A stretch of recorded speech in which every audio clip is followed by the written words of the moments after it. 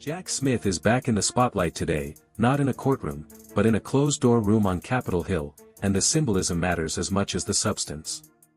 According to multiple reports, the former special counsel privately testified before the House Judiciary Committee, where Republicans have accused him of running politically motivated prosecutions of President Donald Trump.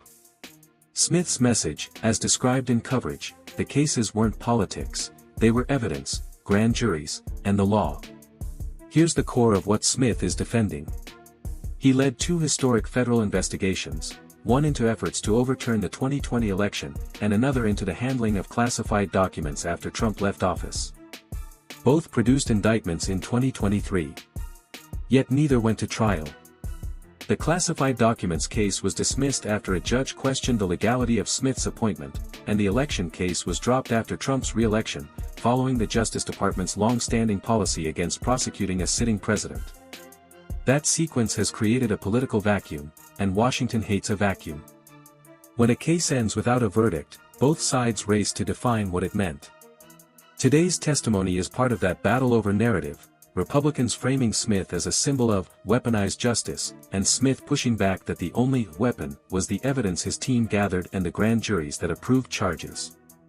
One detail reported from the deposition is especially striking. Smith told lawmakers his team developed proof beyond a reasonable doubt regarding the alleged election conspiracy, and described strong evidence on classified documents and obstruction as well. That phrase is a legal threshold, the standard prosecutors believe they can meet at trial. Saying it now, in Congress, is Smith arguing not just that the investigations were justified, but that they were trial-ready before politics and procedural barriers intervened. There's also the question of why this is happening behind closed doors. Smith had indicated he preferred public testimony. The committee chose private deposition instead. In practical terms, closed-door settings give lawmakers more control over what becomes public, when it becomes public, and in what form, and that's why private hearings often intensify distrust. If you already think the system is rigged, secrecy confirms it.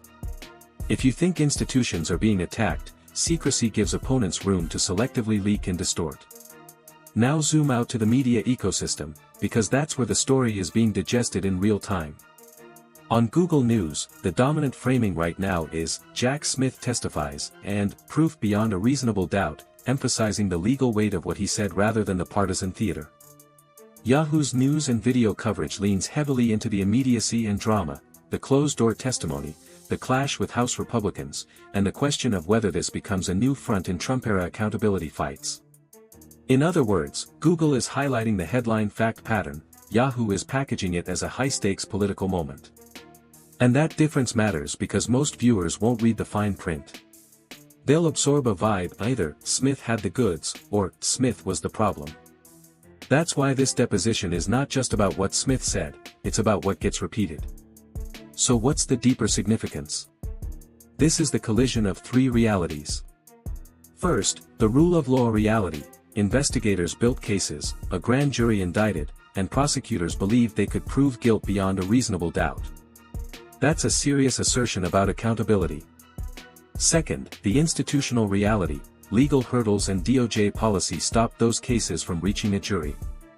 In a system built on procedure, procedure can decide outcomes as much as facts. Third, the political reality. In a polarized country, the public increasingly evaluates law enforcement not by evidence, but by team allegiance. My side is being persecuted versus your side is escaping consequences. Jack Smith's appearance before Congress is essentially a referendum on whether Americans still accept a shared baseline, that evidence and process matter more than narrative. His defenders will say this is a professional prosecutor standing by his work. His critics will say it's proof the justice system became a political actor. And the committee's choices, especially doing this privately, ensure that argument keeps burning. The bottom line is this, Jack Smith's testimony won't reopen the cases. But it may reshape how history remembers them, and it could influence how future prosecutors, future presidents, and future Congresses approach the boundaries between law and politics. Today isn't a verdict. It's a warning shot in the continuing fight over who controls the story of accountability in America.